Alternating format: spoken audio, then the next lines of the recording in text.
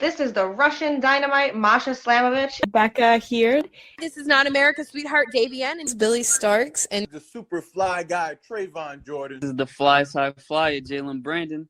Hardcore Princess, Jules Malone. Hi there, this is the Bubblegum Princess, Alexia Nicole. This is the Brazilian Wonder Woman, Christy Jane. This is the baddest black belt, Chennai Kai. This is Kid Bandit. The smash hit Joel Bateman. This is Robin Renegade. Cody Hawk. Brutal Bob Evans. And you are listening to Wrestling with Entertainment, one of my favorite podcasts in the whole wide world. Hi, this is Damien Corvin, 1/3 of the Kings of the North, and you're listening to Wrestling with Entertainment. Hello, and welcome to the show with Wrestling with Entertainment, the only audio experience on the web today. The trusted choice for interviewing all your favorite wrestlers every Tuesday and Wednesday on YouTube and Castbox, sponsored by Rogue Energy and Fail on Coffee. I am, of course, your host, James J., and it's a great day for wrestling, because we are wrestling with Damien Corvin. How are you guys? You good? I'm good. How are you? Yeah, man, I'm sweet. I'm good. Very busy week, but we're happy for the weekend. We're getting through it well. And obviously, a busy weekend. Obviously, more shows coming up. What do you got coming up? This weekend, I have a weekend free. I've taken the weekend off to spend time with my kid. So I'm having a nice weekend of rest. And then the rest of the month, I just have over-the-top wrestling. This month, I tend to take, some relaxed weeks throughout the year. Just keep myself fresh and make sure that I'm staying in top shape. So this month I got over the top wrestling on the 25th and 26th. So it's Dublin and Belfast, Ireland. So very, very much looking forward to the shows. Very much looking forward to the matches. First time match in Belfast versus ICW champion Leighton Buzzard. So that should be a hard hitting affair. So really fun couple of shows coming up. I'm well rested and ready to go. And where can we find you on social media and your merchandise? Yeah, social media, guys, is at Corvin NI. It looks like Corvini. It's not Corvini. It's Corvin NI. The NI stands for Northern Ireland. So just a bit of a plug from my lovely home country. That's Instagram, Twitter, and the odd thing on TikTok, but not very much. You're better sticking with Instagram and Twitter, if I'm honest. And merchandise is at kingsofthenorth.bigcartel.com, or you can also catch me on Pro Wrestling Tees if you're stateside. There's a couple of exclusive designs actually on Pro Wrestling Tees that you can't get anywhere else as well. Awesome. And you don't even have to go looking for those links, those websites. All of the links to all his social media and merchandise will be in the description of the video below, both on YouTube and Castbox. Awesome, man. Alright, now you work for Over the Top and Discovery Wrestling. Can you tell us your relationship with those companies? Yeah, so Over the Top Wrestling, I have been there since its inception. I was actually the first wrestler announced for OTT for its debut show back in 2014. So I am an OTT OG, mainstay of the roster. Predominantly tag team wrestling with Bonesaw in the Kings of the North. And then after moving on and doing a bit of singles work as well, as and when needed, really, with OTT. But I'm one of those that, I work for the company. It's my priority. It's my home promotion, so it always kind of gets everything out of me. And then Discovery Wrestling. Discovery were, very instrumental at the start of the Kings of the North. They picked us up when no one else was really using us, other than the Irish promotions, and gave us a wonderful platform to work from in Edinburgh. I always say that they put the professional wrestling. Absolutely one of the greatest companies you could possibly work for, and one of the best promoters out there with Alan and Randy. The guys are just a fantastic place, great fan base. So they're the two sort of mainstays at the minute. But we also work with, Insane Championship Wrestling, TNT Extreme Wrestling, Progress Wrestling, and a number of other great promotions all across the UK and Ireland. Now, you mentioned that you're taking this week to rest up, spend time with your family, and that's something a lot of independent wrestlers do. It's usually the foot's on the pedal, the gas pedal. So how important it is to take these little bits of times to recover physically, mentally, spiritually, and have that time with your family. It's something that I didn't really do until after COVID, to be perfectly honest.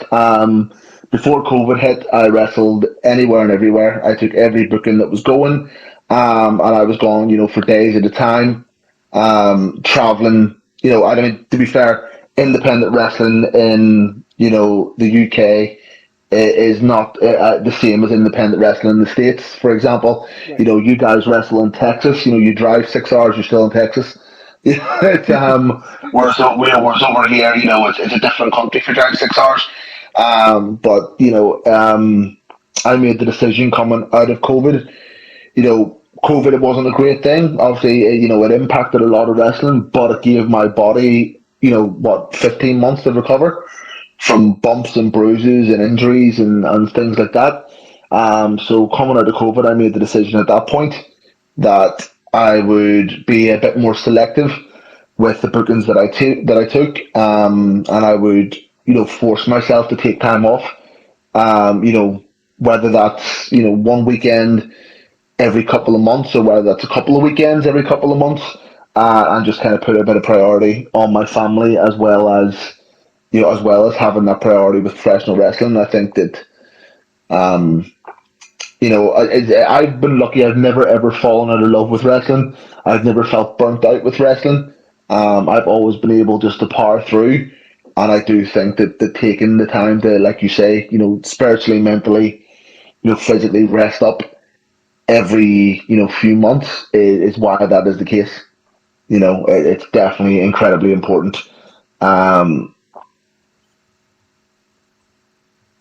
Yeah, and you mentioned COVID. You were only out because of COVID for a year. Yeah, so with the UK and Irish scene, it was 15 months. Okay. So it was April of 2020 until July of 2021. Wow. We weren't able to wrestle. That's crazy. Yeah. Because I know that just from the people that I spoke to from the UK, it did hit you guys a lot harder than it did us. Yeah, our restrictions were tougher.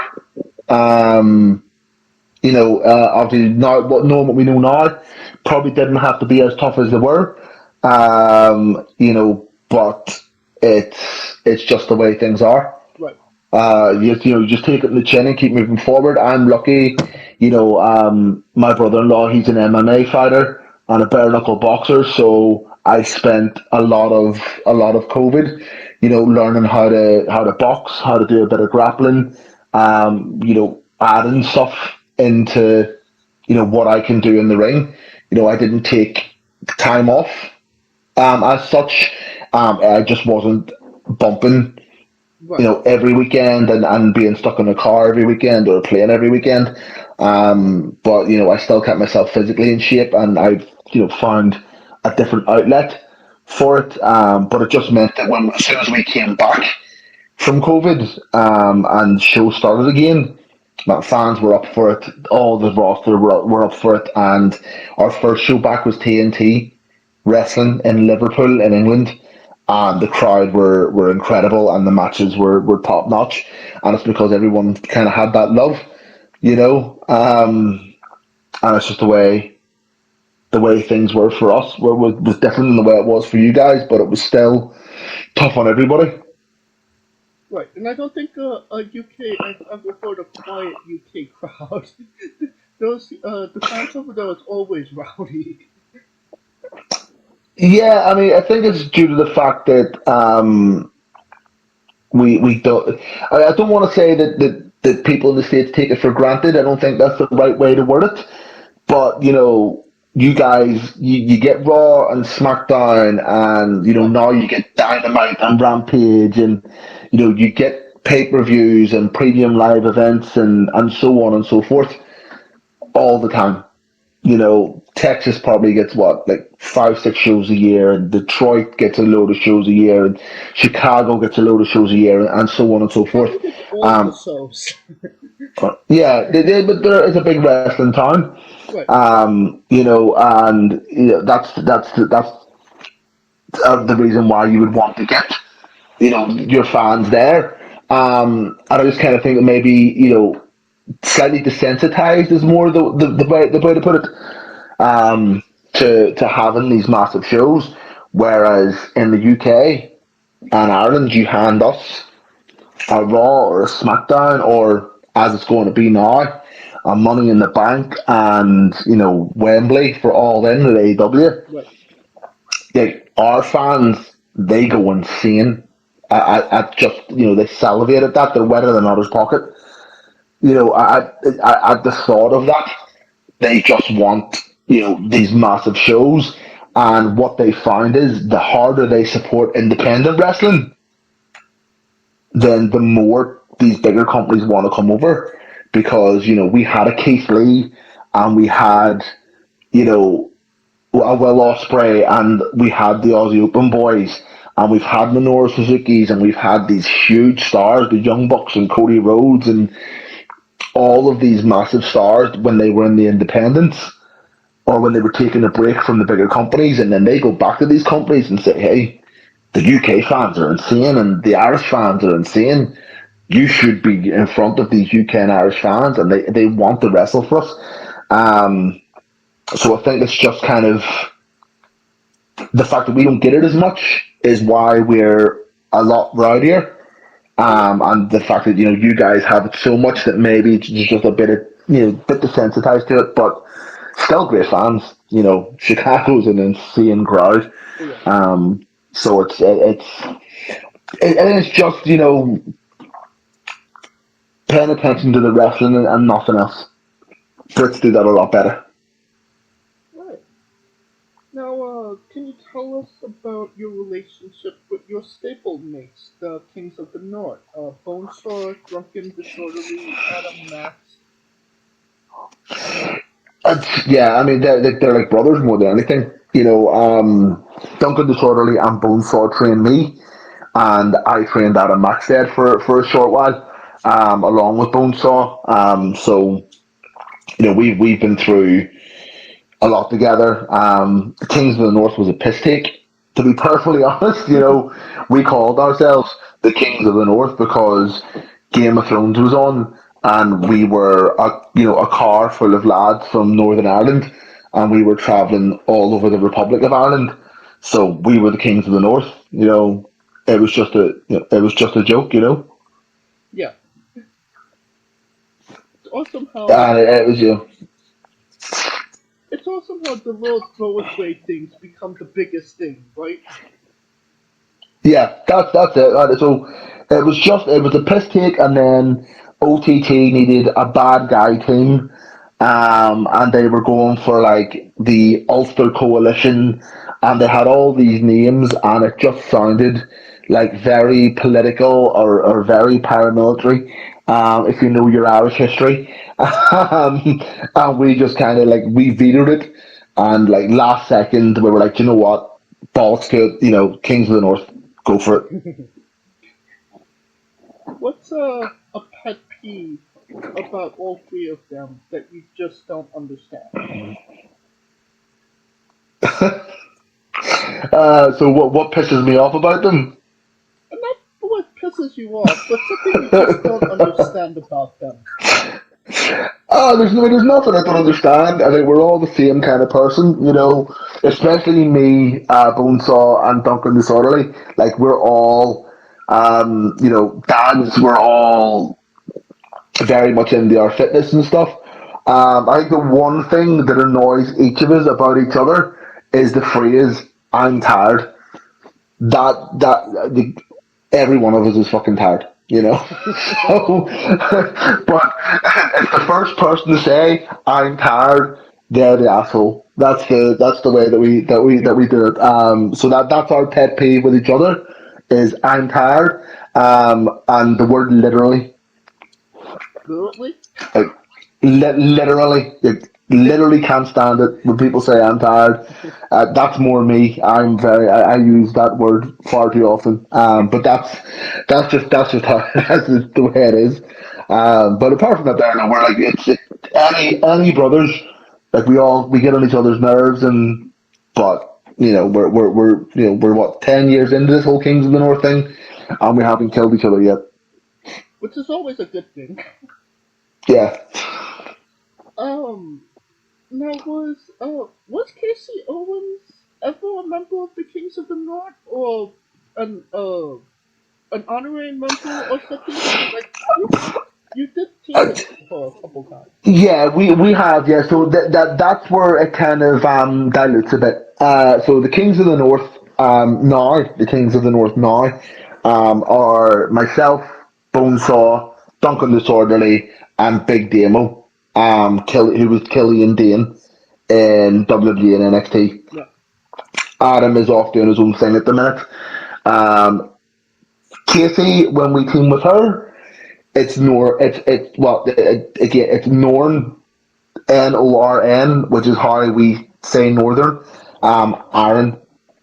So still very Northern Irish factiony, but she was never fully integrated into the Kings of the North. But we have teamed with her multiple times, and we have been pushing very strongly to have Casey Owens as a full-fledged member with us everywhere we go. Unfortunately, she's injured at the moment and is unable to wrestle. So maybe in the future, that'll be something that'll happen. We don't know, but we would love to have a female member in the group. And Casey is probably the best one to push for. Because coming from Northern Ireland, again, she trained with Bonesaw and trained with me when she first started out properly. So it'd be great to have her as part of our group. Alright. Now, keeping on the Kings of the North, you guys wrestled the Gorillas of Destiny, Tamatanga Tamaloa. Yeah. Arguably one of the greatest tag teams out there. What was that experience like? Wrestling those guys is up there with the best experiences that we've had in regards to wrestling imports. Obviously, Tama is a massive star in Japan. He's the original Bullet Club. The guy has, been IWGP Tag Team Champion multiple times. He's been never Openweight Champion. He's one of the absolute best, guys in that Japan has ever seen. And of course, then Tangaloa is just like, he's huge, he's strong, and he was coming from WWE into New Japan then. So, like, these are stars of professional wrestling. These are Tokyo Dome tag team title main event stars, and when they came into our locker room, they were the nicest, the most humble, and the most respectful people that we could have hoped to meet. They had watched a load of our matches because we had worked with the War Machine, the Viking Raiders, a couple of times. Yeah. And they were very close with Ray and Todd, so Ray and Todd had recommended a few of our matches for them to watch. They knew what we did, they knew how we did it, and they were just a joy to work with, honestly. Even towards taking the finish of the match, They wanted to make sure that we stayed strong, which was great. And I got hit with probably the best cutter I've ever seen ever. So the gun stun, Tama's gun stun is next level. So it's just like I couldn't say enough positive words about them. If I'm honest, I really couldn't. That's really amazing that they actually, took the time to actually watch your guys' matches, like going that extra step. Yeah, it's a long flight. So, from Japan to Ireland is a trek. But I'm sure they probably could have found something better to watch. But they didn't, they put some time in that they didn't have to be honest. And they made the match about us, which they didn't have to. They were coming in as IWGP Heavyweight Tag Team Champions. So they had no reason to do anything other than their job, which was have a good match, and Right. but they went an extra mile. And when you have someone at that level of stardom, and that you have that much respect for, so then to show you that respect in kind, it's invaluable. Now, another name that I found interesting that you wrestled was Abyss and X Pac in a six man. Um, Yeah. Obviously Abyss is a big name in the TNA circuit, and obviously X Pac is a big name anywhere. So, what was that Mhm. experience like? I don't think I've ever met anyone in my life as nice as Abyss. Um, he was a sweetheart, to be honest. And I'm an Attitude Era kid, so getting in there with X Pac is it's always going to be awesome for me. The match itself wasn't the greatest match. I won't lie to you. It had a lot of moving parts. We had two guys that were almost 7 foot tall on the one team. You know, I like to tell people I'm 6 foot. I look small when up against two of these guys. Never mind one of them. But it was a great experience getting to spend time with them, and getting to learn from them. And when Abyss gave me the choke slam onto the thumbtacks, it was awesome. I pitched it. He was happy enough, and the crowd loved it. They wanted to see me get battered, so I did, which was which was a great experience all around. I think you're the first person to ever be uh, pitching. Hey, I want to go through dumb tax. I have actually pitched it multiple times and taken them multiple times. Because visually they're awesome and they look visually great. Now, obviously, I don't just, I'm not just taking a thumbtack bump for the sake of taking a thumbtack bump. Right. The couple of times that I've taken it, it made sense for the match for there to be thumbtacks in the match. Obviously, when you wrestle Abyss, his thing is thumbtacks. Oh yeah. So, we put the thumbtacks, it got turned around, I hit the choke slam. In a cage match, it was just to make me that little bit more of an evil bastard.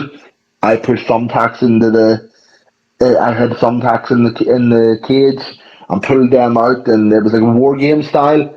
And it just made me like to be like the last evil bastard. And then it was a 6-man street fight with Joey Janela. So Joey's always going to do crazy stuff. Oh yeah. So I was happy to try and match him, pretty much, and fail, but I tried. Oh.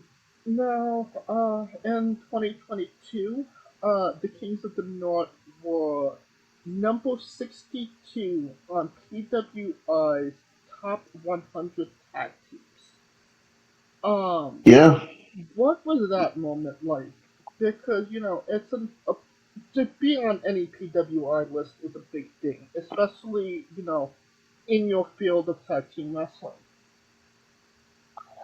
Yeah, so previously we had missed out on PWI a few times. I thought it maybe unfairly, but we weren't on televised shows. Was the simple long and short of it. So although we were having awesome matches, and we were having really high profile matches with really great wrestlers, and we were very busy. We were working weekly, 50 odd weeks of the year. They weren't televised matches, or they weren't readily available on pay-per-view, or other than the Irish and UK fans. They weren't being viewed or seen. So a couple of times kind of thought we should have been on there and weren't. Finally getting there was awesome. I know there's a lot of guys that don't really care, or who say they don't care. We'll put it that way. Who say they don't care about PWI. But we being ranked among some of the greatest tag teams in the world, without doubt, from the greatest promotions all across the world, is it's unbelievable. We could argue all day that maybe we should have been in it earlier, but if my aunt had balls, she'd beat my uncle. So the fact that we were in it when we were in it, that's all that really matters, and it was great to finally get that recognition, and be in with such a massive publication.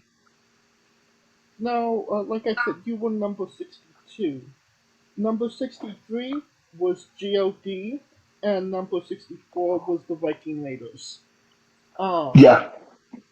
So, I mean, when you look at that and, seeing that you're on top of, GOD and the Viking Raiders, is that like a wow situation as well? Oh yeah, 100%. It's just to be up there with people like that we respect.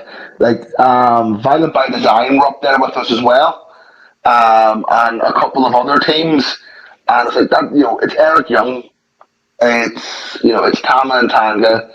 It's Eric and Ray. These are people that we've looked up to. Especially like Eric Young, for example. We've looked up to Eric Young since I was a teenager watching TNA. Yeah. And we actually got to wrestle him last year, which was awesome. Again, Tam and Tanga, if you're serious about being a tag team and you want to be the best tag team, then they have to be up there as the people that you pay attention to and teams that you watch and study, because they've proven time and time again that they are probably one of the best tag teams of all time. Arguably one of the best tag teams Japan has ever seen. And the same with the Viking Raiders, so the same with War Machine.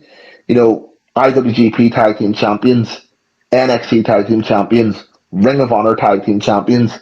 The list goes on. With those guys, so being up there with guys that we respect so much is, it's awesome. You were more recently in the ring with the NWA Tag Team Champions as well. I believe it was an NWA Tag Team Championship match. It was. Yeah, and did you guys actually hold the titles for a bit, for a second there? We held the titles for 97 seconds. It was title for title. It was the NWA Tag Team Championships versus the TNT Extreme Wrestling Tag Team Championships. It was Kings of North versus Mecha Wolf and Bestia 666. La Rebellion. I really enjoy working with La Rebellion, especially now that Mecha has packed on 27 pounds or something, and hasn't realised how much bigger that he is. So he still moves and hits like he did when he was 27 pounds lighter, and it just feels a lot heavier. But yeah, we won. We were NWA Tag Team Champions for 97 seconds. and were forced into an immediate rematch and subsequently lost. Well, hey, And it needs to be very clear, it was not a restart. The match did not restart. It was an immediate rematch. So that means that titles changed hands and changed back, whereas a restart did not. So yeah, we were NWA Tag Team Champions. I'm not sure if Billy Corgan and the NWA are happy to recognise that or not, but we were. So I'll argue that blind.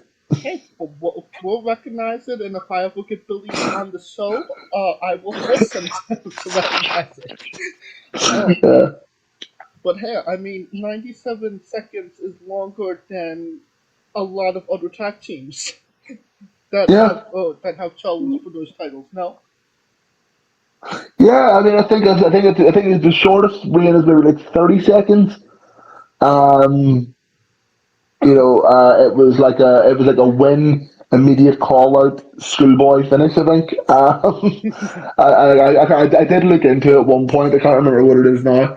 These are the things you do in your weekends off. Sometimes once I put the kid to bed. But it's yeah. I recognize it. I'm accepting the fact that we held the titles as briefly as it was. There's a picture and everything, so. It was. we'll just have to agree that it's been done. Now, you not too long ago, you actually wrestled Gangrel. Um, somebody that was influenced early on in your career as well. Can you tell us about being in the ring with Gangrel when one of your first gimmicks was based off of him? Yeah, I mean, for anyone who doesn't know, my original, I think it was my second gimmick. My first gimmick was just like it was like if Raven was malnourished and a teenager was my original gimmick. Um, and then yeah, I moved to the vampire gimmick. If you haven't seen it, it's very simply if Gangrel and Kevin Thorne had a baby. It was. I mean, I thought it was cool as hell at the time. It wasn't. Like everyone knows. Everyone looks at me and goes, "Now, before Kevin Thorne and Gangrel were both lovely about it. They were really nice guys." About it. I even had the valet. Which, funny enough, was either Casey Owens or her sister Leah Owens was my valet back in the day when they were training and I was rip off Kevin Thorne. Gangrel stuff. I love Gangrel. I still think the Brood are probably the coolest thing ever in wrestling. So to get to wrestle with him was amazing. Again, like nicest guy in the world. I don't know what other people's experiences are with some wrestlers or some legends. Whether it's Attitude Era or above or imports or current, superstars. I've been very lucky in the fact that everyone I've had an interaction with has been incredible and been willing to teach me something and really help kind of put us over. So wrestling with Gangrel was great. He was a really good sport about the fact that I stole his gimmick, and it was So it was awesome to get to spend some time with him.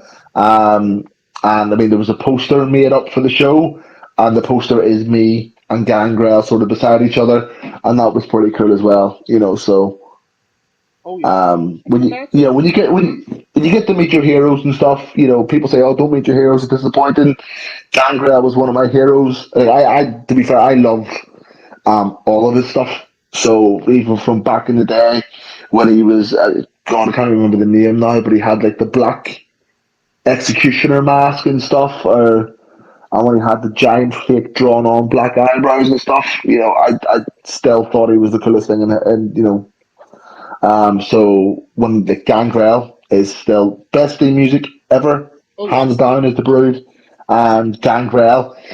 Honestly, I thought he should have been. Should have been, and probably could have been world champion. At one point, maybe if the brand split was a thing back then, right. he might have been. You might have had Taker on Raw and Gangrel on SmackDown, and had that supernatural element on each side or something. But like, yeah, nicest guy in the world, deceptively large. When you were younger, you kind of watched him on TV and went, oh, he's not that big. Guy's massive. He's huge. So awesome. It was great to spend time with him. Awesome.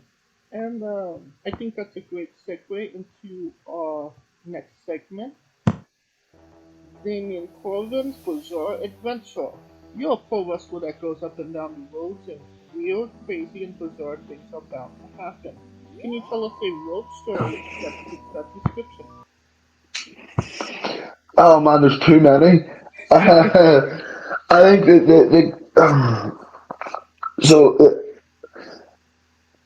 there was a couple of times that we've got lost, really badly lost, because the show was in like arsehole of Nowhereville in Ireland somewhere, and it was down all these country roads, and like everyone that lived in this town came to the wrestling show because there was nothing else on in that town for the next month or whatever. Wow. So that's the kind of they were great, those shows, to be fair. But like the crowd were red hot. But that's the kind of shows we were doing. On one particular show, we were driving. We'd gotten lost. We were running out of petrol, and we decided to kind of stop near a farmhouse to try and get some directions to go somewhere. Literally, as we opened the door to start walking up the path to the farmhouse, we hear what sounds like a chainsaw starting. Now, it probably could have been a generator or something. It's most likely it was a generator, but it was 2 a.m. It was pitch black. It was the middle of winter. And we open this door, hear this chugging that sounds like a chainsaw. So we all shit our pants, big hard wrestlers, crap our pants, back in the car, speed down this country road, and then like literally almost get smashed by what looks like a joyrider. So we almost crash into this car. We're having to swerve and then like pull over at the side of the road, and then there's a mad light show in the sky, and it just seemed like everything weird that could possibly happen in one night was happening that one night. We almost had a deer or something. It was just one of those absolutely horrible nights. 6 of us packed into a 4-seater car kind of thing. And then out of nowhere, in this massive deserted country place, is like this giant modern gas station with a deli and stuff that's like still open at 2 a.m. I think that's the weirdest sort of night that we had. But again, we were all sleep deprived and been traveling all weekend, so it probably wasn't even anywhere near as weird as that. But at the time, when you think you hear a chainsaw in a country house, and then so from that, now we like make sure the petrol tank is filled to the brim. Anytime we're going anywhere, stop at a gas station. You'd rather be looking at it than looking for it. You have to, that's the kind of, we even have a jerry can now for the back of the car. That's filled because we're not at all getting in stuck in that kind of situation again. But again, we've been pulled over by the police for drinking Red Bull, because we're like in a country road in a car with like different country plates on it, and like it's suspicious looking when you've got like 6 tanned lads in a car and they're all necking Red Bull at 2 a.m. And it's these are the things that happen. Definitely. I mean, that definitely sounds like a bizarre adventure for Oh, correct me if I'm wrong, but before pro wrestling, you lived in Spain? Yeah. What was you doing in Spain? My family emigrated when I was a kid. that was nothing exciting, unfortunately. My mom got a job over there, working in a bar kitchen. She was a chef, doing stuff. My stepdad at the time, he had gotten an opportunity with a new build villa over there. He came into some money from an inheritance, and they just decided that we're going to emigrate and head over to Spain. So that was it. That's where I spent my teenage years. Um, just drinking by the pool and chasing girls and trying to speak Spanish and not doing very well at it, to be perfectly honest. But I can ask for a cheeseburger. I can ask for a beer. So, I mean, what more do you need? I was just gonna say, I mean, hanging by the pool, chasing girls, and know how to ask for a cheeseburger and a beer. I mean, that's literally the dream. Yeah, yeah. It was like a 6 year holiday, to be honest. No, it was tough. It was very tough. There's very few job opportunities out there. Money's very tight. There were times it was a very tough place to live. I almost died twice. Oh, Living in Spain. And I saw a couple of things that I really wish I hadn't have. Um, there was a lot of bad when I lived there as well, which is one of the reasons why I moved back to Ireland to start learning how to wrestle. But there was some really good times as well. And it's not everybody can say they live in a different country, so you got to take the good with the bad. I'm almost afraid to ask, what did you see in Spain? Yeah, I mean, it's not pleasant. But I saw a couple of people killed while living over there. Saw two guys I saw just from bar fights. Um, and then things like that. So not just horrible things that happen. Unfortunately, Yeah. it's just that when you live and work in bars and nightclubs, you're always going to come across things like this that happen. So luckily nothing like that ever happened to me. So I can only be grateful from that respect. But again, not everyone can say they lived in a foreign country. Right. Not everyone can speak, two languages. I can speak like one and a third. So I count that being okay. I think that's okay. Yeah. Oh, can you tell us about angel wishes? Sorry? Can you tell us about angel wishes? Yeah, man. So I only found out about Angel Wishes a couple of months ago. We had done a show in Belfast, and I had been asked to do a meet and greet with a young fan, which was an odd request. We don't really do meet and greets before the shows. The guys kind of come up and they meet us at the merch table, either just before the show or at intermission, or even after the show. Sometimes if it's a packed house, we'll do the merch a couple of times throughout the show, so people will have a chance to come up and buy a T-shirt or an 8x10 and have a quick chat. Get a photo, whatever. But they had asked me to go up, and a couple of the guys to go up and say hello to a fan.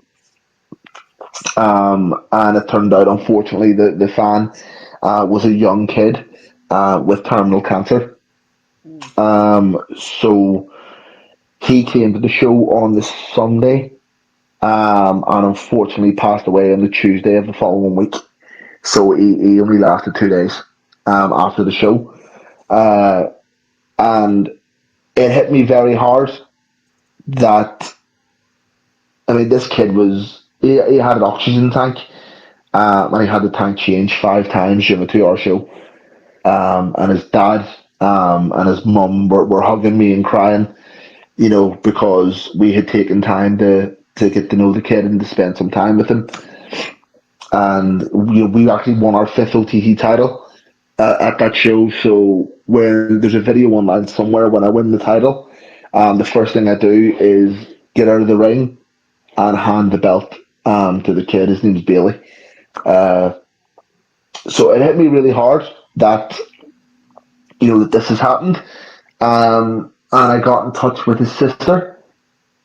I just kind of asked if there was anything that I could do, or was there any way that I could help, or help raise awareness for what had happened to Bailey, or help the family, in any way, or where can I send flowers, when's the funeral, that kind of thing.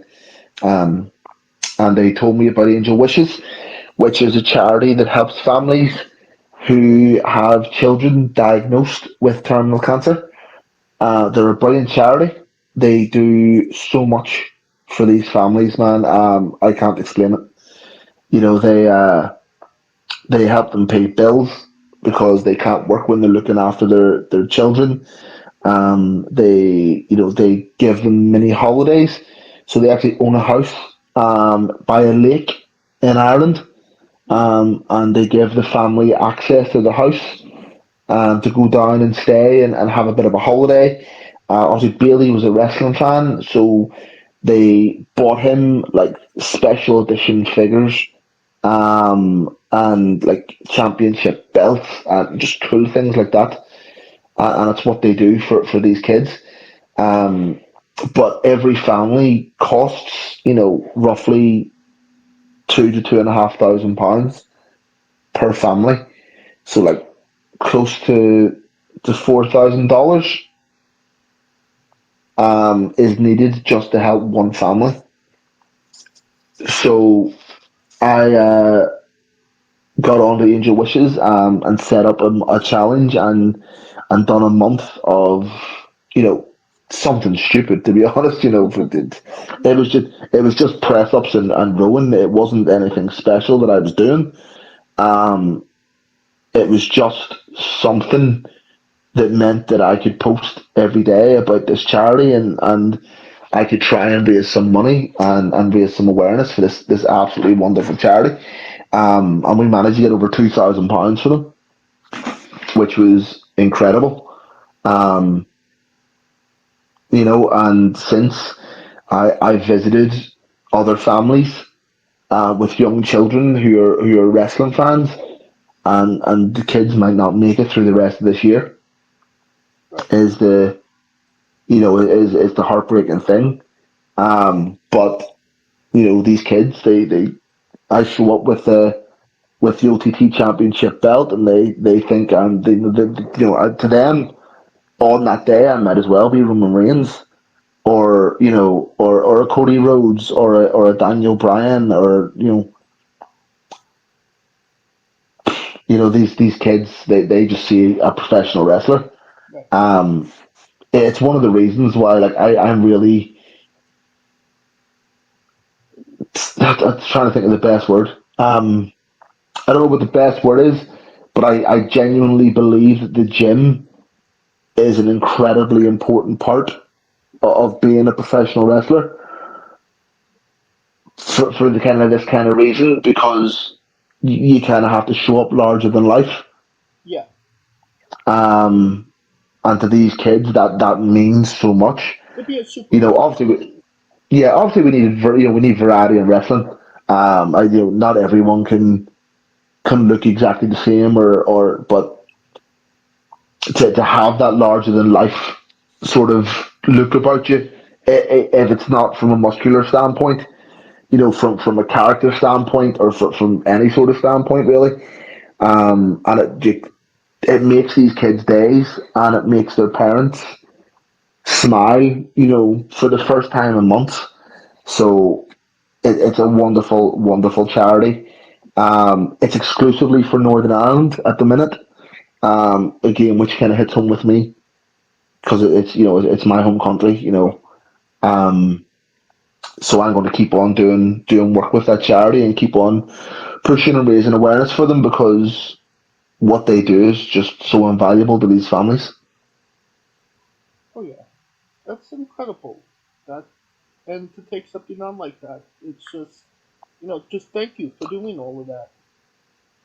Yeah, I appreciate it. I generally do. I actually had a guy come up to me in the gym, where I live, and his son had died, last year. Mm. He was 4 years old.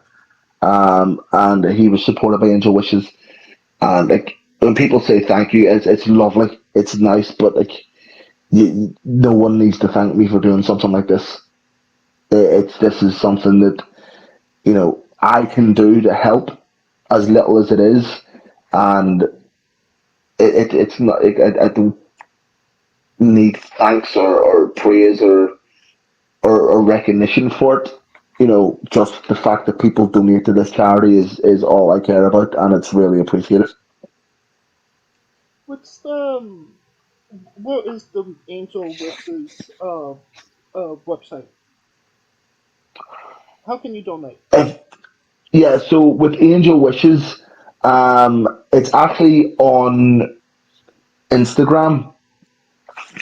So they have their link to their donation. Their donation link is on their Instagram. So it's Angel Wishes 13, is the Instagram. If you jump on there, they have the link on their Angel Wishes. I believe their website is angelwishes.org.uk. But I'm not 100% at this point. Also, we done it through Just Giving, so it went directly to the charity. But if you go on to Instagram, go to Angel Wishes, and you'll see them, and they're such a worthwhile charity, and just incredible. I'll look for their Instagram, and I'll put the link to their Instagram in the description of the video below, but on YouTube and Castbox for hopefully maybe some people want to donate after hearing this. Yeah, only if they can, man. It's one thing I always think charity is incredibly important. But as cliche as it sounds, sometimes charity does start at home, and sometimes you need to put your well-being above everything else, because then that means that maybe later you can donate more. Yeah. But yeah, if you can afford to, it's always appreciated. Not even just Angel Wishes, like any children's cancer charity. So if you want to donate to a children's cancer charity in your hometown, in your home country, someone that's affected, like everything helps these charities. Like whether it's a dollar or whether it's 100, it doesn't matter. Everything helps these charities. All right. Now, onto a different subject. You are a Ninja Warrior. Yeah. Can you tell us about that experience? It sucked. It sucked so hard, man. I mean, don't get me wrong. I'm glad that I did it. It was an experience. But like, it's a game show, So you're in. I got to, we're in Manchester. Like, to be fair, it was the night after WrestleMania. So I had wrestled. Got home around 12:30, 1:45 in the morning. WrestleMania, literally kicking off. It was one of those ones. Oh man, I'll put on WrestleMania. I'll probably fall asleep. It's fine. No, I watched the whole thing, and then straight to the air. I can't remember. It's been that long ago. Yeah, it's been that long ago. I couldn't tell you. But then straight to the airport, straight to Manchester for Ninja Warrior, and then we get in to this massive building, do our sign up, complete everything. It's all ticked and boxed, and then it's only when we got all the way in there, they were like, "Okay, guys, you can't leave now, and then at some point we'll call you for your heat." but there was no food, or like there was no like they had like Weetabix drinks and Trekker like energy balls or something, and that's it. And like weak coffee, not even a Red Bull, And I think we were there for like 13 hours all in. Oh, Yeah, so it was a really long day. So and I get there, and we don't get to speak to the hosts. We don't get to you don't really. You just sat in the room waiting to be called into this giant obstacle course you haven't even seen yet. So we go in, and they've asked us to do the wrestling gimmick because it's the wrestling show. So they've got a couple of wrestlers. So we go in and we're doing everything, and everyone's kind of doing the same thing where they go up and they're like, I'll try my best, and then they go and they suck, or they go and they smash it. There was only two ways to do it. And the other wrestling guys, they all failed at that point. So I was the last wrestling guy to go, and they pulled me up and they're like, okay, guy, what are you going to do? And I was like, I'm going to be the bad guy. What do you mean you're going to be the bad guy? And I was like, just watch. Right, I'm going to be the bad guy. So I just did a shithouse pantomime. He's behind you. He's like the most over the top, cocky, arrogant, bad guy. Right? And then we get to a certain point of the course. There's a giant tub of water. I swing, slip off, do a backflip, land in the water. I'm out of the game. But that's because when I spoke to them before, I was like, how does this work? And I'm there 10 hours at this point. And they're like, how does this work? Like, well, if you beat this one, you come back in 2 weeks and you do it again. And then if you beat that one, 2 weeks later, you come back and you do it again. And if you beat that one, 2 weeks later, there's the semi-final. And if you beat that one, I am not spending 80 hours of my life at Ninja Warrior. It's not happening. So I made the decision to just to rile the crowd. The only person ever on Ninja Warrior ever to get booed. I own that accolade. They wanted me to fall in. You can actually hear the presenters on the commentary being like, are we supposed to boo this guy? I want him to fall. The only guy ever to do it. That was fun. And then as I was leaving, they called me back and they were like, would you come back tomorrow and do it again? No, I'm going home. I'm going home. So yeah, it was an experience, but I wouldn't do it again. It wasn't as fun. It wasn't as fun as it could have been. To be fair, it was Ninja Warrior UK. It was the first series. They were filming all the episodes in the first heat all in one day. So I can see why it maybe wasn't as interactive or as fun as it could have been. right. I can't speak obviously for Ninja Warrior in the States. It might be a completely different experience there. Or it might even be a completely different experience now. When you do the UK one, now they've been doing it for a little while and they know what they're doing. Right. But for me, it was an experience. I've done it once. I'll not do it again. But if you YouTube it, you can go onto YouTube and you can find Ninja Warrior, the wrestlers, and it's a picture of me falling on my ass. So it's funny. If you want to laugh at me, you can go and laugh there. Did you do the salmon ladder? No, Okay. no, I didn't do that. No, I didn't do that arrow shit. No. Stephen Amell can keep the salmon ladder to himself. I did not do that. It was actually a really basic course that I did. It wasn't that difficult. But obviously you're supposed to do it as fast as you can. I didn't. I just took my time and done a crappy little pose and a few press ups and riled up the fans in between every obstacle. So even if I'd have passed the entire course, I still probably wouldn't have got through because I took too long. But no, none of that Stephen Amell stuff. He can keep that to himself. Right. Can you tell us why the best fight scene in a movie is in Bridget Jones's Diary?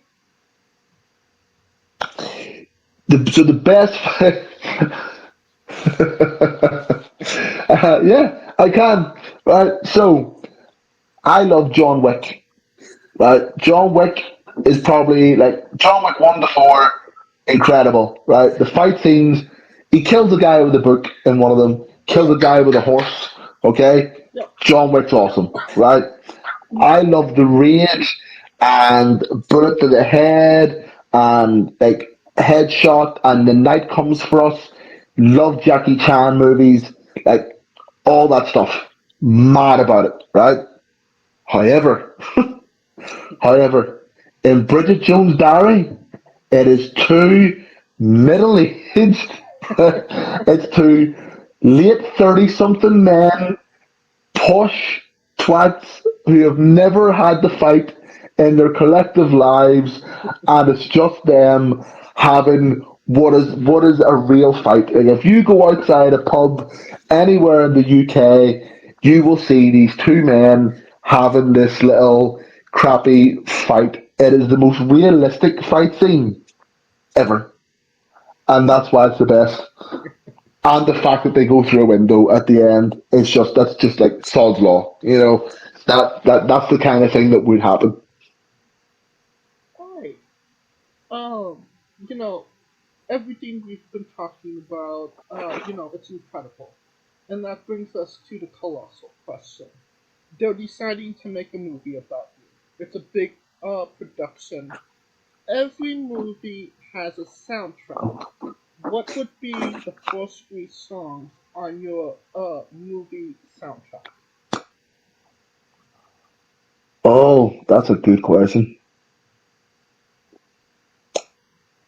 I would go for Belfast Child by Simple Minds. Okay. Might be a nice thing for the opening credits. Um, Rose Tattoo by the Dropkick Murphys. Okay.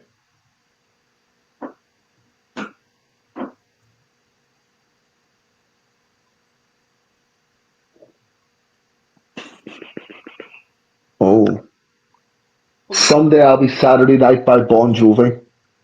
Alright, so Bon Jovi up in this. Yeah, I love Bon Jovi, man. There's nothing that you want to say that Bon Jovi can't say better. Fact. Guy's like 5'2", and he's got a voice like that. Can't argue with him. A solid 3 picks right there. Now that we got the soundtrack down, who plays Damien? And you can't say yourself because you're obligated to make a Stan Lee-esque cameo. So who plays me in a movie? Yes. Jesus. I don't know. You gotta get someone who's, got a big nose. Adrian Brody could do it. Oh, okay. Adrian Brody. I think he's older than me though. But like Hollywood could make him look younger, I probably. was gonna say, just CGI him. It's fine. Yeah, just CGI him. Yeah, yeah. Yeah, I don't know. Yeah, go Adrian Brody. He could play me in a movie. Now, every movie has a supporting cast. Who would be 3 people in your movie, and who would play them? Oh, that is good. I reckon we could have Jeffrey Dean Morgan play Bonesaw. Okay. Yeah, that'd be cool. We'll do Jeffrey Dean Morgan as Bonesaw, and then we can do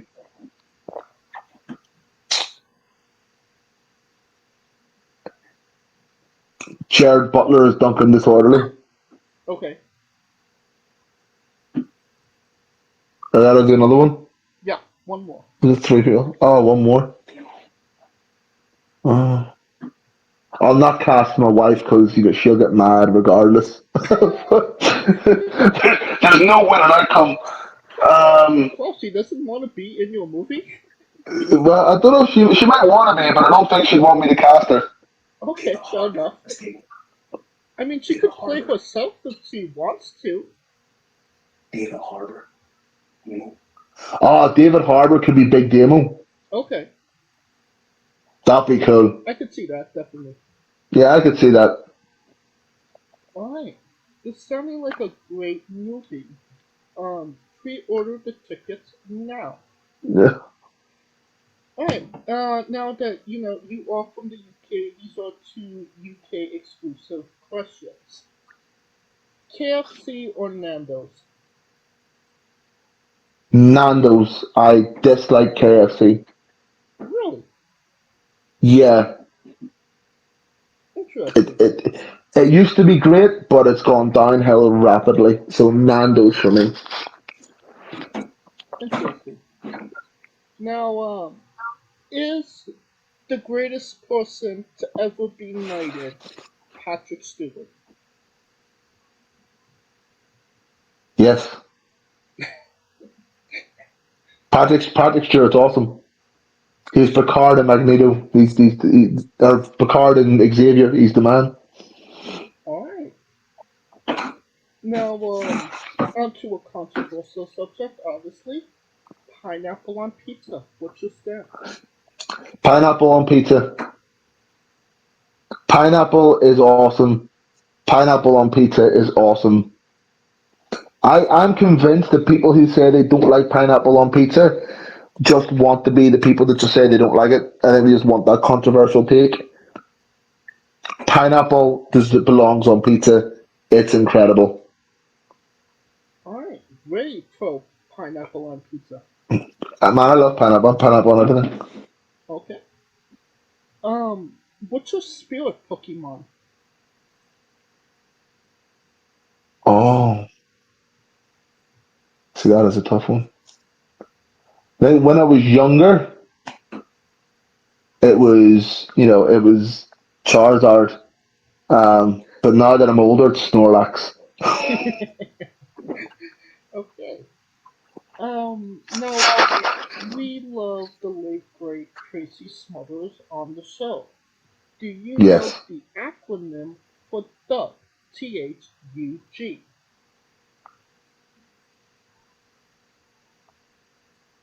Oh man, you put me on the spot, and it's gone out of my head. Would you like me to tell you it? I would like you to tell me, yeah, because I'm gonna feel like an asshole now. T is for terrible, H is for hell, U is for ugly, and G is for jail. Cause a dog can't spell.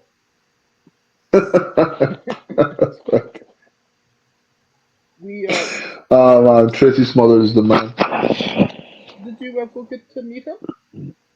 I didn't, unfortunately, no. Tracy did do a few tours of Ireland, but it was just before my time. So I missed out on that, which is heartbreaking. Definitely. Unfortunately, the only time we could talk about Tracy is from the people that have, interacted with him. Yeah. It definitely seemed like somebody that I would have loved to have had a conversation with, at least. Oh, definitely. Definitely. Yeah. Right.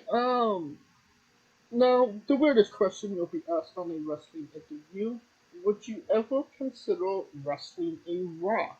Not Dwayne Johnson, not the country, an actual Rock. Depends on what kind of rock. Like, what's the rock made? What kind of stone is the rock made out of? What shape is the rock? How tall is the rock? How thick is the rock? Well, I'm assuming the Rock was solid. It's about the size of a shoe. And it's like the garden variety stone. I would wrestle a rock. I'd put the rock over. Well, just for context, there's this wrestler named Psycho Mike that wrestled in actual rock for over 15 minutes in a Tungsten Man match, an Iron Man match that lasts for 2 weeks. Yes. And he did not win the match either. Yeah, you got to put the Rock over. Well, the Rock was the champion, so you know. You got to lay down for the champ. Yeah. Alright, on a more serious note, where do you see yourself in 5 years? See, I'm lucky. I'm very, very lucky. I know a lot of people, like I said earlier, didn't really like COVID. I found COVID to be personally one of the best times of my life. I got my wife because of COVID. I have a house because of COVID. I own my own home. I own my own cars. I got engaged. I got married. COVID was very good to me on a personal level. On a professional level, my body got to heal for 15 months. So, I have got years added to years plural have been added to my career because of that 15 months of COVID. And like we said earlier about taking these weekends off to rest, recover, especially now, like we have ice baths, massage guns, thermal saunas, like what I put into to staying in shape and staying healthy, and staying and keeping my body well. So in 5 years, I'll still be doing this. I'll still be doing it 5 years after that, I imagine. Maybe even a year or two longer than that. I'm only 35, so I could probably go to 48, maybe 49. I can't see me go. I can't see me pushing 50. But you never know. But I could go to 48. Honestly, I see myself in one of the bigger promotions. That's always the goal.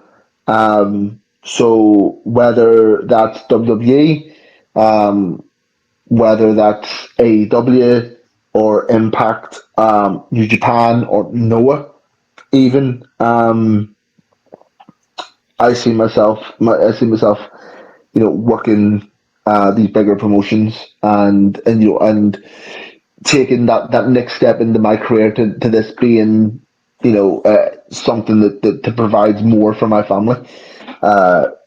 So we don't know if NXT Europe is ever going to be a thing. I hope it is. I would really love to represent Europe in a separate promotion. To like NXT, Raw, SmackDown. However, with AEW coming over to the UK, doing this Wembley show, 65,000 tickets are sold already. Is there going to be scope there for AEW and Ring of Honor to use more UK and Ireland talent? Very possibly. And if so, I'm a phone call away. The same with Impact. I was lucky enough to work with Santino recently. I have had some really great interactions with Lance Storm. Through COVID, I was able to get some match feedback and a little bit of online coaching from Lance Storm, which was invaluable. So I would love the opportunity to work with Lance and Santino and Scott D'Amore and those kind of guys over at Impact as well.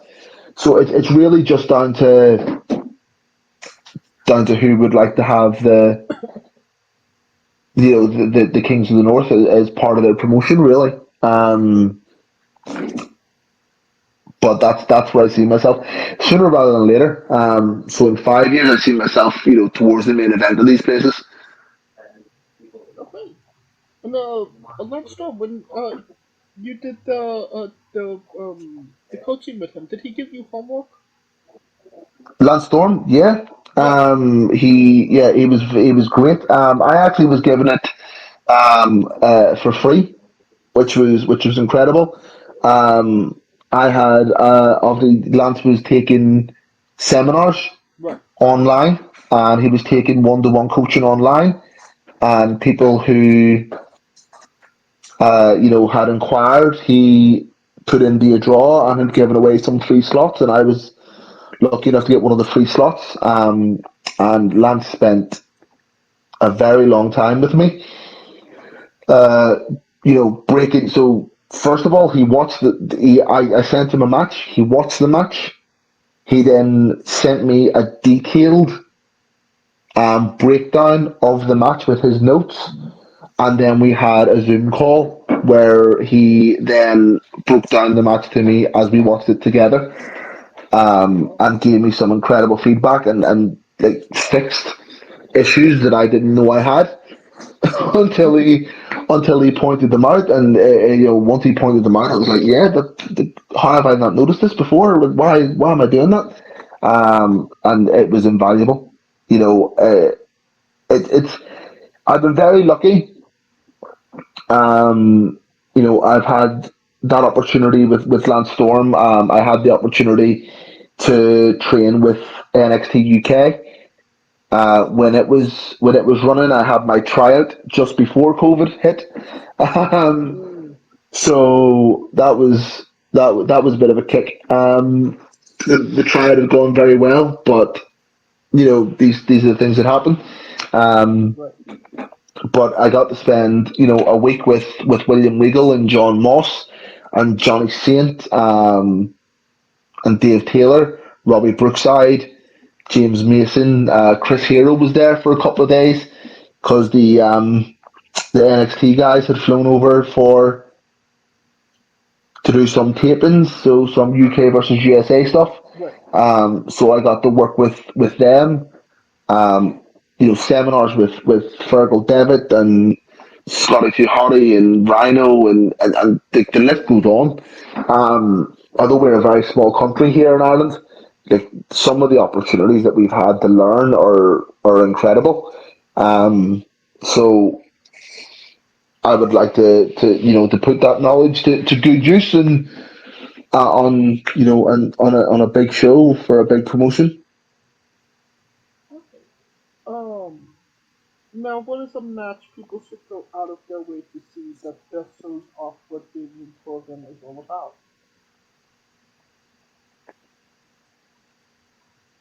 Okay.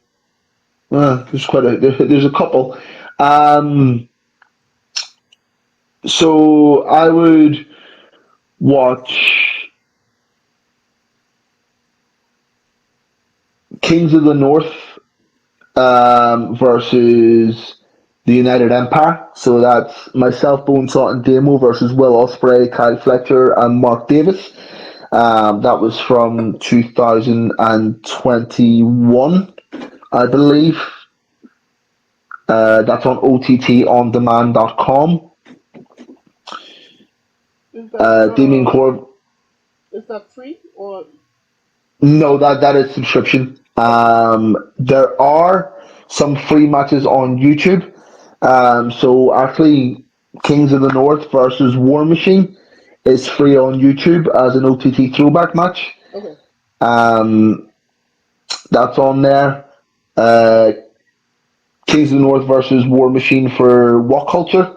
Pro Wrestling is actually on there as well on YouTube for free. Again, on OTTOndemand.com, there is Damien Corvin versus Ilya Dragunov from a show in Belfast. Kings of the North versus Ring Camp, so Timothy Thatcher and Walter as well is on there. Those are all, top matches I'm very proud of. There's some really, to be fair, there's some really good ones if you just go deep diving in OTT. My favourite match I've ever done for OTT is Kings of the North versus the lads from the Flats in Scrapper Mania 3. Okay. Because it was 6 Irish lads in a marquee match in front of 2,500 people for the first ever stadium show in Ireland. That's incredible. So it's a massive deal. And the Young Bucks and Kenny Omega were on that card. Wow. But I genuinely believe that our 6-man tag was the highlight of the card because it was 6 local lads in a marquee match with a phenomenal storyline build as well. I mean, what you can do as well is if you want to know what Damien Corvin's about, watch my promos. Like wrestling wise, like I'm a good wrestler. Um, I mean, what I would say is like I'm not the greatest wrestler. I don't pretend to be. Like I'm not Will Ospreay athletic. I can't do like the flips and stuff that some of these guys can do. They're incredible. I can't. I don't do that. I'm a brawler. you know. Yeah. My like I throw punches and slams. But I feel quite strongly that my promo game is the best in this country. I don't think there's anyone in the UK or Ireland that can promo better than me. Um, and I think that I got a good look. So that's the sort of the package pro wrestler. But yeah, what's my promos? Because they're a bit more of an insight into what Damien Corvin is. Alright. And I'll find that match with War Machine on YouTube, and I'll put it in the description of the video below, both on YouTube and Castbox, for anybody that hasn't seen it, wants to revisit it after this interview. And if you do have a subscription to OTT, I highly recommend using it, or subscribing. I think, as far as I know, the first month is free. Oh, there you go. Or you might get a week free. I think there's a free time period on OTT on demand. But I mean the library on there is insane because it's not just OTT. There's Rev Pros on there, AAW's on there. There's some other stuff on there, and I mean there's like I said before, there's Osprey, Keith Lee, Jeff Cobb, the Young Bucks, Kenny Omega, Cody Rhodes, Ray Phoenix, Penta is on there, Minoru Suzuki is on there, Timothy Thatcher, Walter, Osprey, the list goes on. So as well as like the amazing local talent that you're going to see, the likes of Sammy D and Bonesaw, myself, there's also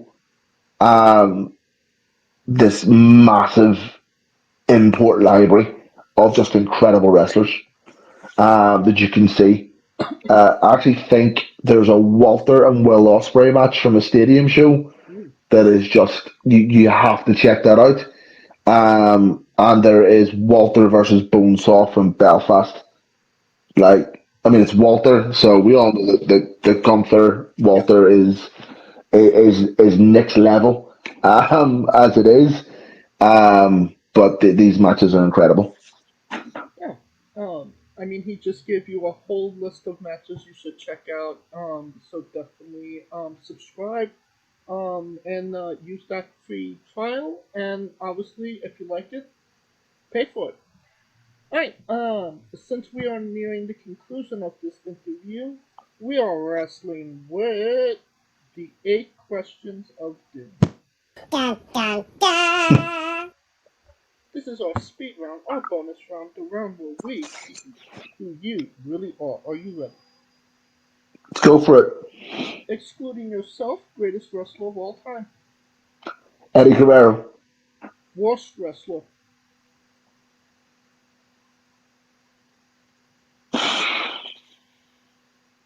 Worst wrestler? Yes. Disco Inferno. You're main eventing WrestleMania for the World Championship. Who is your opponent? Right now? Anybody. Edge. If you could come out to anyone's entrance music, past or present, who would it be? The Brood. Finish the sentence. Kayfabe is Relevant. we would have also accepted taste great on toast. Squash, vegetable or fruit? Match. I will accept that answer.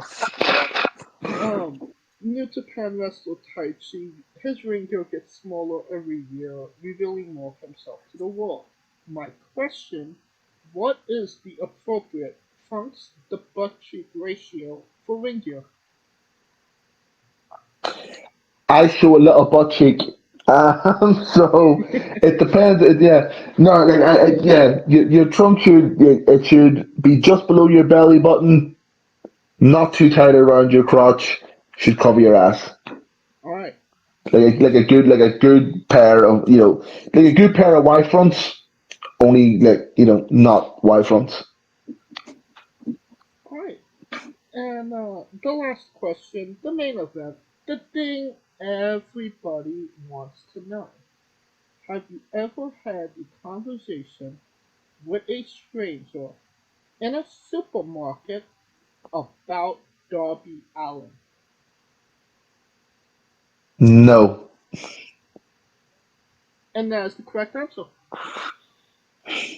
And that will conclude this interview. Thank you so much for coming on and doing this with me. No, man, it's been great fun. Thank you. And once again, where can we find all things Damien Corvin on social media and merchandise? Yeah, so your Instagram, your Twitter is Corvin NI. So it's my name, then a capital N and a capital I for Northern Ireland. That's Twitter and Instagram.